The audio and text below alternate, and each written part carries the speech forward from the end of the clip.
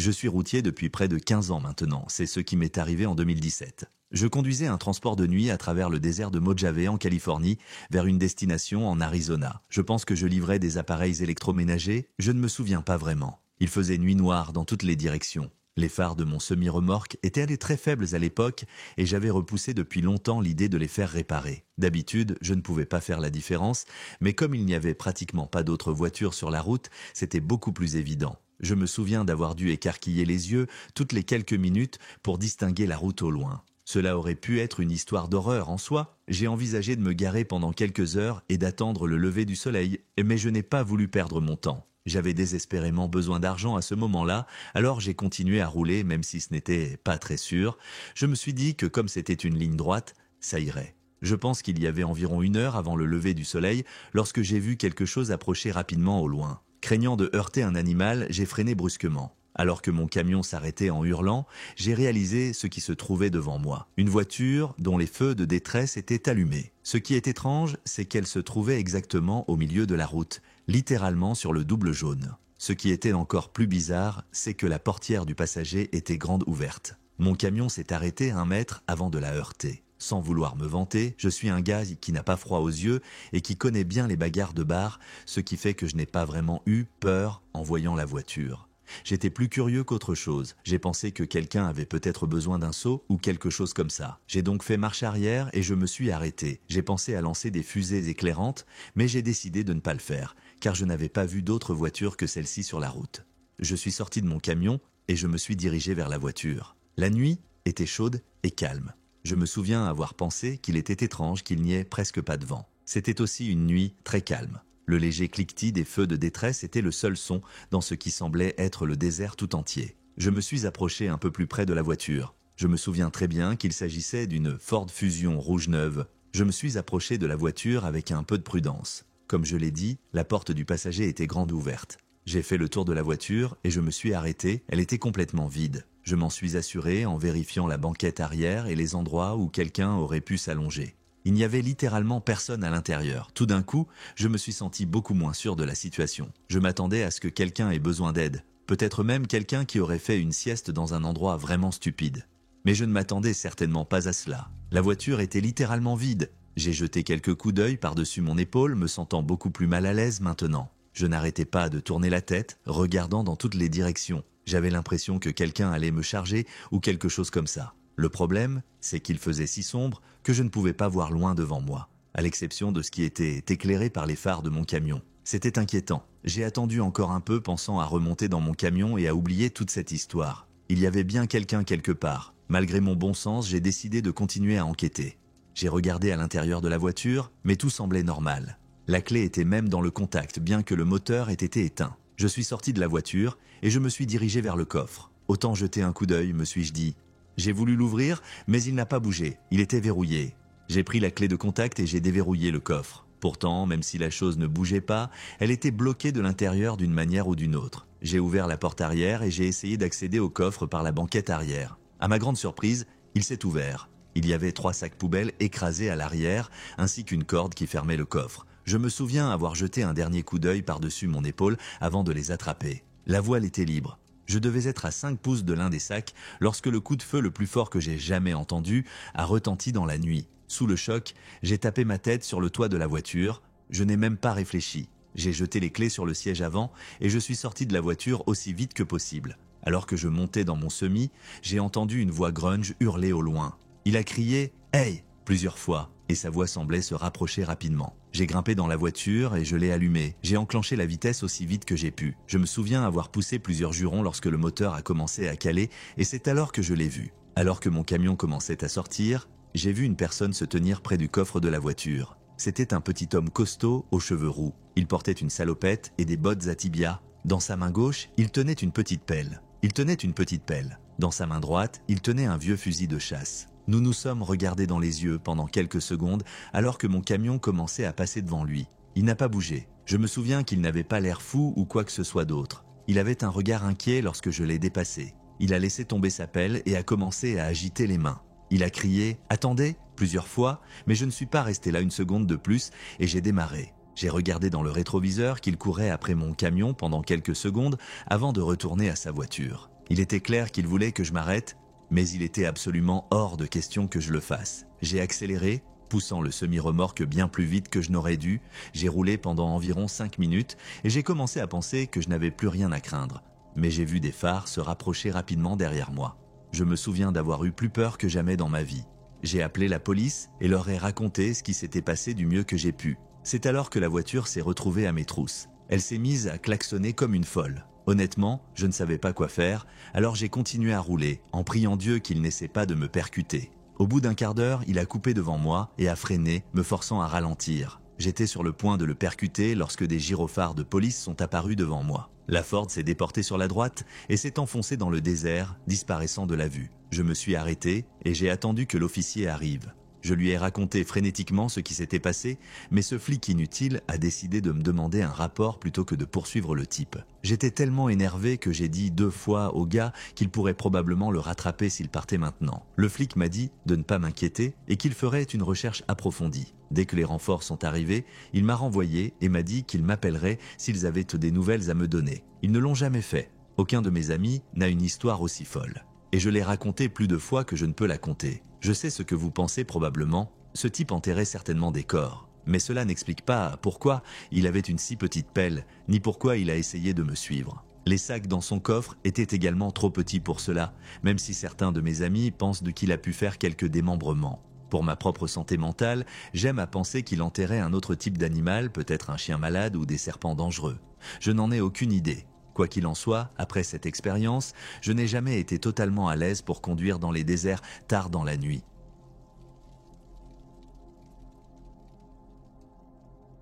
Je suis sûr que vous avez vu certaines des vidéos les plus modernes en ligne où les camionneurs documentent leur routine quotidienne et donnent des conseils aux autres. Ou peut-être pas. Mais comme je suis plus jeune dans ce secteur, chaque fois que j'ouvre TikTok ou YouTube Short, c'est tout ce que je vois. C'est tout ce que je vois. Je n'entrerai pas dans les détails, mais j'ai dû abandonner une université assez prestigieuse pour des raisons personnelles et les gens me disent toujours que j'aurais pu être plus qu'un camionneur. Honnêtement, ce n'est pas un mauvais métier. Je fais des livraisons depuis près de 2 ans.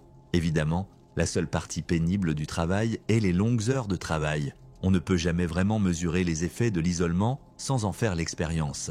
Mon seul conseil serait de faire la paix avec les démons qui se cachent dans votre subconscient, car ils vous rongeront certainement le cerveau pendant les heures de solitude. C'est en tout cas ce qui m'est arrivé. Cela m'est arrivé 3 mois après avoir été embauché par ma première entreprise. J'étais à peu près aussi novice que possible dans ce métier. Je conduisais du sud du New Jersey à Lafayette, dans l'Indiana. Un trajet de 12 heures. 12 heures de route, cela ne semble pas si fou, mais si l'on tient compte du fait que je venais de faire un voyage de 8 heures, cela devrait mettre les choses en perspective. Je voulais que les livraisons soient effectuées le plus rapidement possible, j'ai donc opté pour un trajet de nuit. Je suis arrivé à Lafayette juste avant 3 heures du matin. Les choses se passaient bien. Il n'y avait pratiquement pas d'autres voitures sur la route, alors j'ai pu pousser le semi-remorque un peu plus vite que d'habitude. À mi-parcours environ, je me souviens d'avoir tendu la main vers la console centrale pour boire un ballon de rouge, mais il n'y en avait pas. Bien sûr, j'avais oublié de réapprovisionner mon camion après ma précédente livraison. Après avoir tapé plusieurs fois sur mon tableau de bord, j'ai gémi de frustration,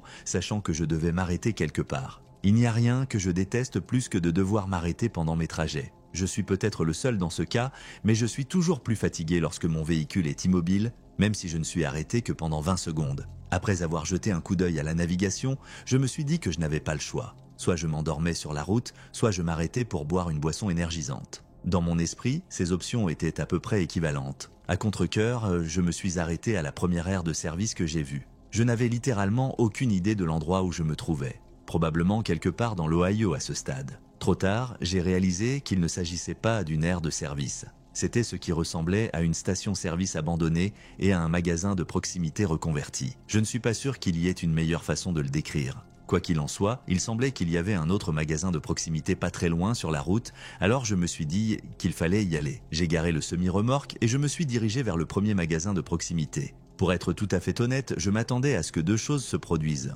Soit l'endroit était ouvert, soit la porte était verrouillée. Vous pouvez imaginer ma surprise lorsque la porte s'est ouverte sur un magasin plongé dans le noir. J'ai regardé autour de moi en espérant que j'aurais de la chance et qu'il resterait une boisson ou un encas. Juste avant de faire demi-tour, mes yeux se sont adaptés à l'obscurité et j'ai perçu une faible lueur émanant d'un coin de la pièce. Je m'y suis rendu et la lueur provenait d'une sorte d'arrière-salle. La curiosité a pris le dessus et j'ai ouvert lentement la porte. À ma grande surprise, il y avait un réfrigérateur branché contre le mur. J'ai ouvert la porte avec impatience, mais je n'ai rien trouvé, littéralement rien. Les étagères avaient été littéralement enlevées, comme si l'appareil avait été vidé de sa substance. Alors que je refermais la porte, j'étais sûr à 90% d'avoir entendu un bruit sourd provenant de la pièce principale, comme si quelque chose avait heurté le sol. Je suis resté figé pendant 10 bonnes secondes. L'avais-je imaginé? Ce n'était pas possible. Tranquillement, je suis retourné dans la pièce principale et j'ai regardé autour de moi. Je n'ai rien vu. Une partie de moi voulait continuer à enquêter, mais je n'avais pas le temps. Je suis sorti par la porte d'entrée et j'ai couru jusqu'à l'autre magasin. Elle était ouverte. Dieu merci. J'ai payé ma boisson et j'ai regagné mon camion. Quelque chose dans cet arrêt me semblait anormal. Il fallait que je reprenne la route le plus vite possible. J'ai jeté un dernier coup d'œil au magasin abandonné et j'ai remarqué que la porte était maintenant ouverte. J'étais sûr à 100% de l'avoir refermée derrière moi, mais ce n'était pas à moi de comprendre ce qui se passait ici. J'ai donc démarré le moteur et j'ai ramené mon semi-remorque sur l'autoroute. La caféine a commencé à faire effet et m'a sorti de mon état de fatigue. Très vite, mon esprit s'est mis à vagabonder et j'ai commencé à penser à la bizarrerie de tout ce qui s'était passé. Je suppose qu'une escouade ou un bâtiment abandonné n'est pas la chose la plus étrange au monde, mais mon cerveau ne pouvait pas expliquer ce réfrigérateur. Quelle que soit la théorie à laquelle je pensais, j'essayais de l'oublier et je continuais à conduire. C'est alors que j'ai commencé à remarquer des mouvements étranges dans le rideau derrière moi. De la sueur a commencé à couler sur mon front. J'ai regardé dans le rétroviseur que le rideau semblait se gonfler et bouger. Même si la climatisation n'était pas activée, j'ai pensé au pire. Il y avait quelqu'un dans mon camion. Je n'avais pas d'arme sur moi, alors j'ai discrètement tapé le nom du poste de police le plus proche sur mon téléphone. Le trajet jusqu'au poste de police a duré les 20 minutes les plus tendues et les plus terrifiantes de ma vie. Je n'arrêtais pas d'imaginer cette personne en train de tendre la main pour m'attraper ou d'essayer d'écraser mon camion. Finalement, je me suis approché du poste de police. Je me suis arrêté pour me rapprocher le plus possible et j'ai couru jusqu'au poste de police. En quelques secondes, mon camion a été encerclé par la police et après avoir ouvert l'arrière, ce que j'ai vu restera gravé dans ma mémoire toute ma vie. Les policiers ont fait sortir 3 sans-abri, 2 hommes et une femme. Ils portèrent des haillons et étaient enveloppés dans de vilaines couvertures. L'un des hommes était armé de 2 couteaux à cran d'arrêt. Ils ont tous les 3 refusé de parler mais m'ont fixé d'un air menaçant pendant qu'on leur passait les menottes. Je n'ai aucune idée de ce qu'ils voulaient. Je ne pense pas que je le saurai un jour.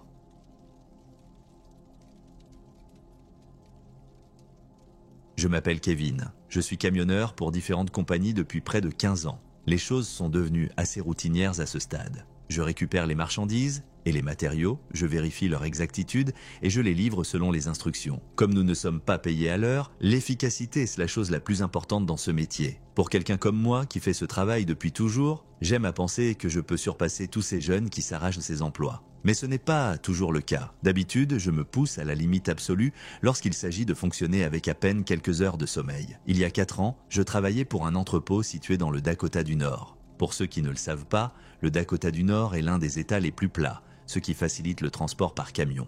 Cela signifie également que sauter quelques heures de sommeil peut faire la différence entre un emploi et un licenciement. C'était un mardi matin frisqué du mois de mai. Le début de la semaine signifiait que plus de chargements devaient être expédiés, ce qui signifiait plus de travail pour moi. Je voulais tout faire en une seule fois et j'ai donc tracé mon itinéraire dans le Montana en conséquence. Prévoyant de ne pas m'arrêter une seule fois pour dormir, j'ai pris la route quelques heures après le déjeuner, m'attendant à atteindre ma destination très tôt le lendemain matin. J'ai poussé le semi-remorque autant que possible en dépassant de 2 ou 3 fois la vitesse autorisée. Il commençait à se faire tard et je me souviens avoir frotté la croûte de mes paupières alors que l'horloge passait minuit. J'avais du mal à garder les yeux ouverts, mais il ne me restait qu'1 heure de route, alors j'ai serré les dents et j'ai continué. Mon ami Tristan, qui était également camionneur, m'a fait découvrir les sels odorants lorsque j'ai commencé à travailler. Si vous ne le savez pas, les sels odorants sont en fait des sortes de cristaux dans un petit flacon. Il suffit de les renifler pour être complètement réveillé. Il faut cependant faire attention,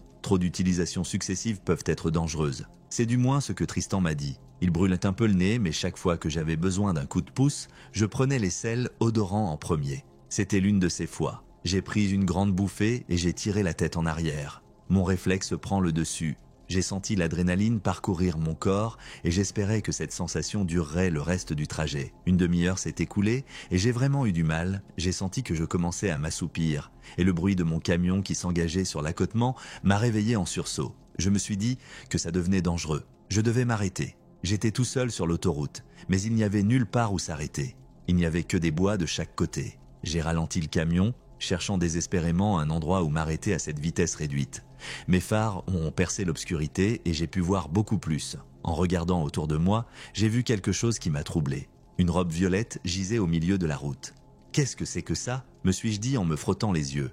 Est-ce que j'ai des hallucinations? J'ai cligné des yeux 6 fois pour m'assurer que je ne devenais pas folle. C'était bien réel. Je me suis approché de la robe avec mon camion et je l'ai regardée fixement pendant que je roulais. Avec le recul, cela aurait dû être un signal d'alarme, mais je pense que j'étais tout simplement trop épuisé pour comprendre ce qui se passait. À environ 200 mètres de là, j'ai croisé une paire de chaussures. Là, je commençais à paniquer et à me demander ce qui se passait. J'ai dépassé les chaussures en priant Dieu pour qu'il y ait bientôt un endroit où se garer. Mon vieux père, David, était un homme très religieux. Alors je me suis accroché à sa vieille croix et j'ai espéré qu'il m'aiderait. Un peu plus loin sur la route, j'ai vu un tas d'autres vêtements au hasard, dont certains ressemblaient à des vêtements d'enfants. Cette fois, j'ai arrêté le camion. La panique a commencé à s'installer. Quelque chose n'allait vraiment pas. Je me suis assis sur le siège du conducteur, le camion étant à l'arrêt. Je m'attendais à ce qu'il se passe quelque chose, mais ce n'était pas le cas. J'ai donc fait ce que mon instinct me dictait de faire. Je suis sorti du camion et je suis allé inspecter les vêtements. Je me souviens encore de la sensation de l'air frais du matin qui me transperçait la peau, ce qui a certainement contribué à mon épuisement. Je me suis approché de la pile aussi prudemment que possible. Il s'agissait bien de vêtements pour enfants. On aurait dit qu'il y avait des vêtements de garçons et de filles dans le tas. J'ai regardé autour de moi dans les bois, mais je ne voyais pas grand-chose dans l'obscurité. J'avais la tête qui tournait. Craignant qu'il ne s'agisse d'un piège, j'ai décidé que ce n'était pas mon affaire de comprendre ce qui se passait et j'ai donc regagné mon camion. À ce moment-là, j'ai entendu un craquement sur la gauche. Je me suis retourné pour essayer de voir ce qu'il y avait là. Je suis resté là à attendre un autre bruit. Après environ 30 secondes, j'ai entendu un autre craquement, mais cette fois-ci de l'autre côté de la route. Mon instinct de survie s'est manifesté et j'ai sprinté vers le camion. J'ai sauté sur le siège avant, mais juste avant de claquer la porte, j'ai entendu un cri d'enfant. Je me suis figé, mon cœur sortant de ma poitrine. J'étais à la croisée des chemins. Je n'allais pas me battre avec des gens au hasard dans une forêt noire, mais je ne pouvais pas non plus abandonner des enfants sans défense. Avant que je puisse prendre une décision, un autre cri d'enfant presque identique a retenti. Sans réfléchir, j'ai mis le camion en marche et j'ai pointé son nez vers l'endroit du bois où j'avais entendu le bruit. Mes phares ont éclairé une trentaine de mètres à l'intérieur du bois. Il y avait 3 ou 4 personnes, dont l'une tenait un énorme haut-parleur. Ils se sont réfugiés derrière quelques arbres lorsque mon camion les a éclairés. Mais j'ai eu le temps de voir ce qu'ils faisaient. Ils se sont cachés de la lumière avant que je puisse vraiment distinguer des traits distinctifs. Mais je jure sur la tombe de mon vieux père David qu'il tenait un haut-parleur pour essayer de m'attirer dans les bois avec un faux enfant qui criait. J'étais en état de choc. Je suis restée assise à regarder les arbres derrière lesquels ces gens venaient de se cacher. J'ai pris mon téléphone pour appeler la police, mais avant d'avoir fini de composer le numéro, j'ai entendu un bruit sourd venant de la carrosserie du camion. Quelqu'un avait lancé quelque chose dans l'autre sens. C'était fini. Je me suis retourné pour faire face à la route et j'ai appuyé sur l'accélérateur. Alors que je démarrais en trombe, j'ai pu distinguer une personne de l'autre côté de la route. Il a crié quelque chose que je n'ai pas compris avant de lancer quelque chose sur le camion qui a fissuré la vitre de mon côté passager. J'ai conduit la dernière heure en silence. J'étais trop effrayé pour comprendre ce qui venait de se passer, mais il était hors de question que je m'arrête pour dormir dans ces bois. J'ai terminé ma livraison, puis je me suis endormi. J'ai dû dormir 10 heures d'affilée. Lorsque je me suis réveillé, la première chose que j'ai faite a été d'appeler la police, qui m'a dit qu'elle enquêterait sur ces bois et me tiendrait au courant de l'évolution de la situation. J'ai ensuite réfléchi à tout ce qui s'était passé et à la stupidité dont j'avais fait preuve en sortant de mon camion. J'aurais dû m'occuper de mes affaires meilleures, mais l'idée que des enfants puissent être kidnappés ou pire était trop forte pour que je l'ignore. Aujourd'hui encore, je n'ai aucune idée de ce que ces gens essayèrent de faire. Je ne sais pas pourquoi ils ne se sont pas précipités sur moi dès qu'ils en ont eu l'occasion, ni ce qu'ils prévoyaient de me faire si je courais dans les bois après les cris des enfants. Au cours de toutes mes années de carrière de camionneur, rien n'a jamais été comparable à ce qui s'est passé dans le passé. Rien n'a jamais été aussi étrange ou carrément terrifiant que cette expérience.